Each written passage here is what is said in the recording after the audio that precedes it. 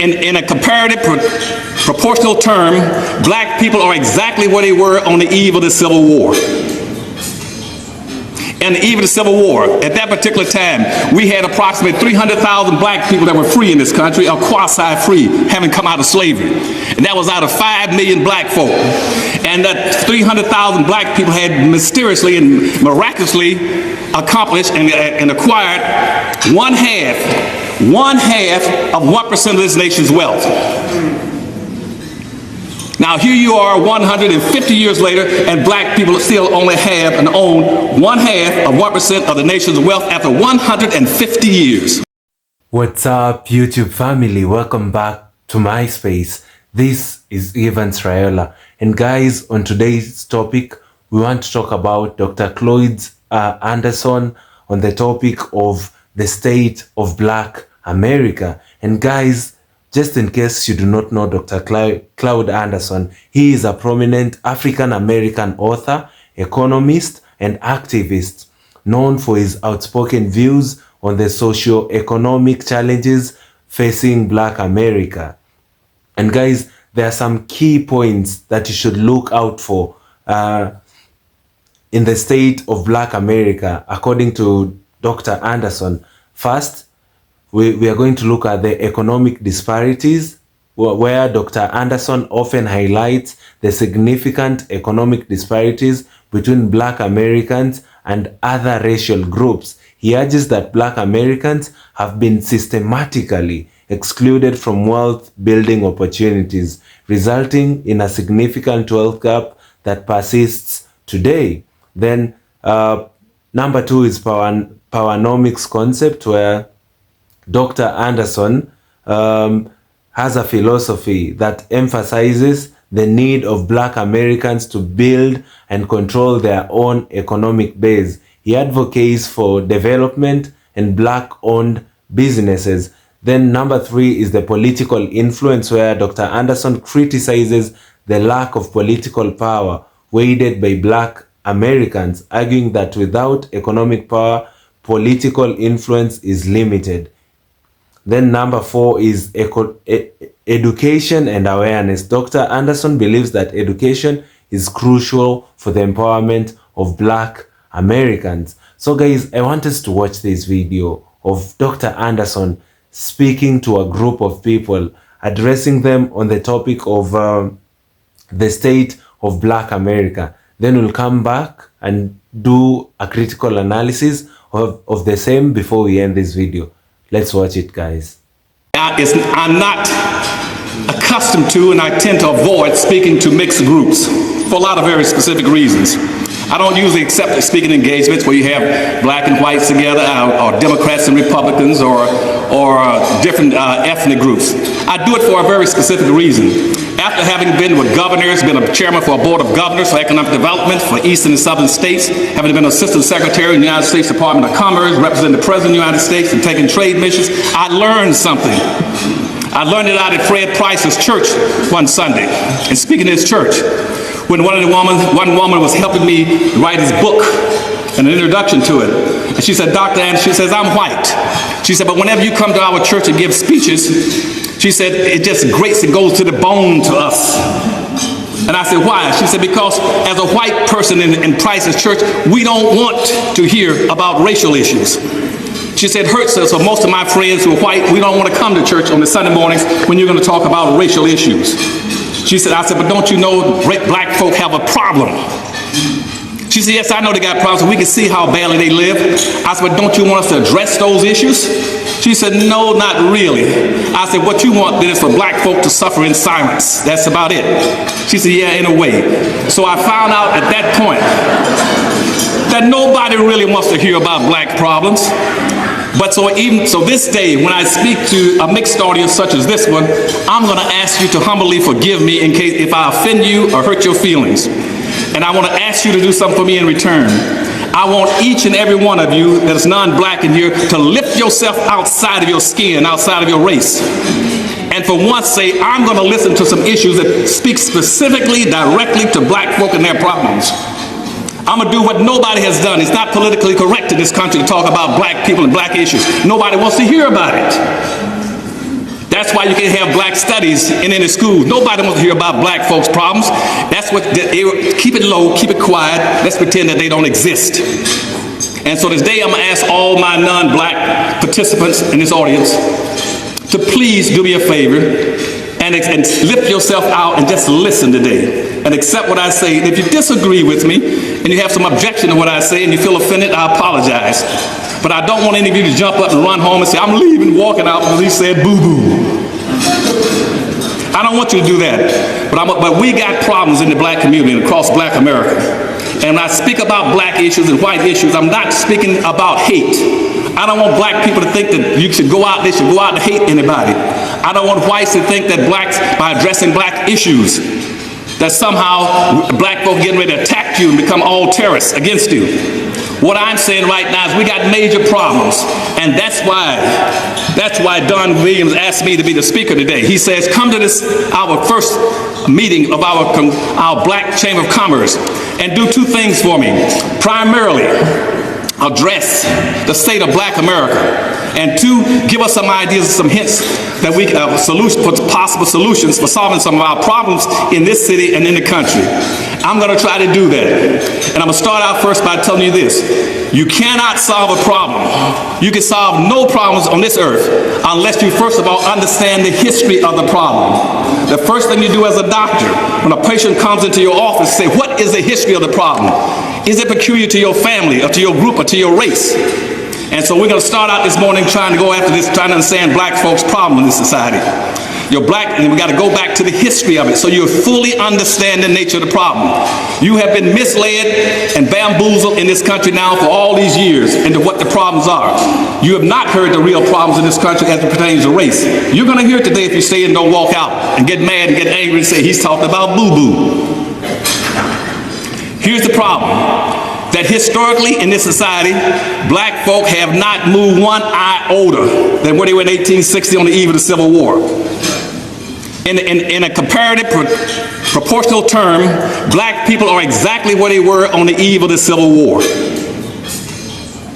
And the eve of the Civil War, at that particular time, we had approximately 300,000 black people that were free in this country, or quasi-free, having come out of slavery. And that was out of 5 million black folk. And that 300,000 black people had mysteriously and miraculously accomplished and acquired one half of 1% of this nation's wealth. Now here you are 150 years later, and black people still only have and own 1/2 of 1% of the nation's wealth after 150 years. Also on the Civil War, eve 1860, we had black people right all over the country. That 300,000 spread out, that was so being quasi-free. I looked at the employment rolls. Almost 100% of all those blacks were working in someone's house, someone's plantation, enriching and providing comfort for them. Here we are, 150 years later. 67% to 69% of all black people in America are working in some level of government. Another 26 or so percent of that, 27% is working in white corporations. Only 2% of the blacks in America are working in their own community for their own people. The unemployment rate in America for black folk is over 50%. When you hear them talking about the unemployment rate in America, they're talking about two things: those individuals who are looking for jobs or those who are collecting unemployment compensation. We have an institutionalized bunch of blacks in America that are no longer in the workforce. That's why 5 years ago, when Obama was running for office, they were talking about the unemployment rate in America for 16%. At that time, the national unemployment rate for black folk was 35%. It was 48% in Detroit, Michigan, 48% in Baltimore, 49% in Pittsburgh, 52% in New York, 88% for black youth.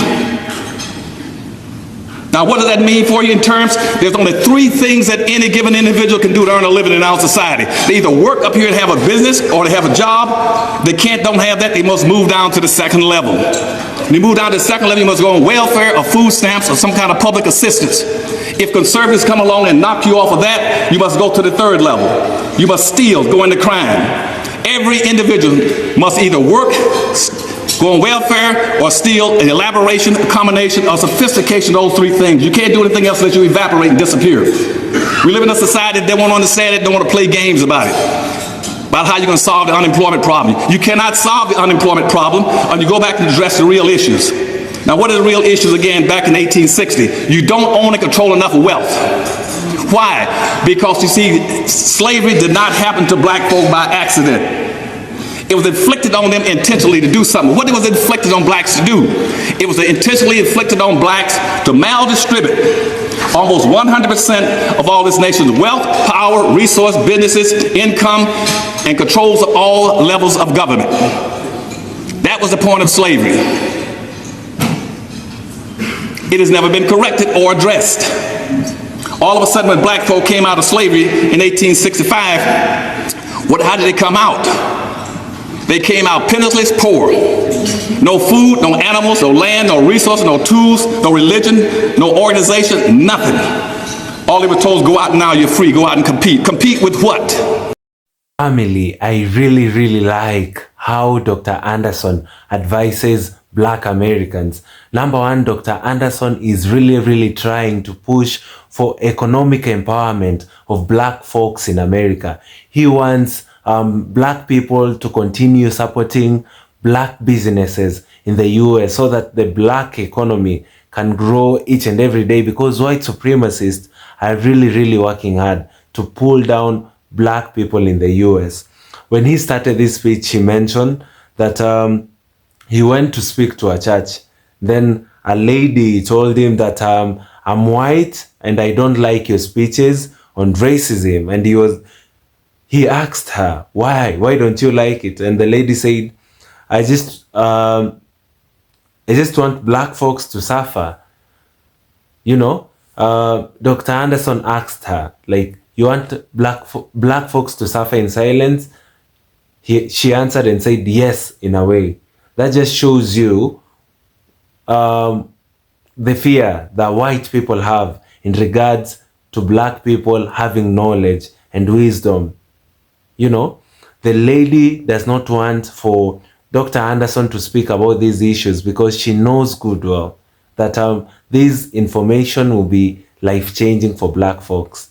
Information is well needed. You know, white supremacists, their biggest fear is for the unity of Black folks. Their biggest fear is for economic growth for the same Black folks. They want for Black folks to always be on their back, begging upon them, asking them for help. But the story is changing. The narrative is being changed slowly. Nobody wants to hear about Black problems because they know that once we talk about these problems, we are trying to find for a solution. And nobody wants us to talk about these problems. Nobody wants for Black ambassadors to be given platforms to discuss issues affecting other Black people. Then Dr. Anderson proceeds and says that you cannot solve a problem without knowing the history of the problem. You know, Black people are exactly how they were on the eve of the Civil War.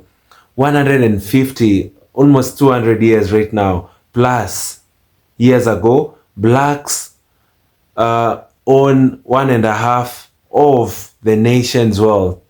Just 1.5 of the nation's wealth. You know, Black folks are not developing.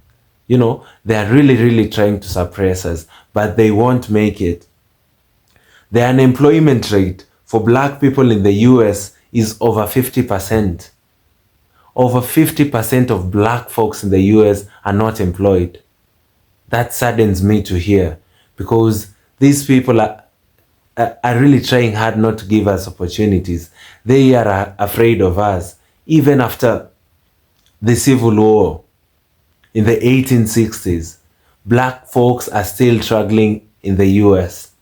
It is so sad. Hopefully, Black people will hear the advice of Dr. Anderson, and that Black folks will be able to create good economic disparities, and Black folks will have a lot of political influence in a way, because Dr. Anderson insists that Dr. Anderson criticizes the lack of political power wielded by Black Americans, arguing that without economic power, political influence is limited. You know, he's trying to push for political influence. He's trying to push for an education and awareness for Black folks so that we may be able to grow. He's trying to push for social and cultural unity amongst Black folks. So guys, thank you so much for tuning to watch this video. Kindly do consider subscribing to this channel for amazing Black stories in Africa and in the diaspora. So guys, thank you so much. I really do not take your support and love for granted. Kindly comment down below and let me know what you think about this video, and I'll be so grateful. For now, see you all in my next video. Goodbye.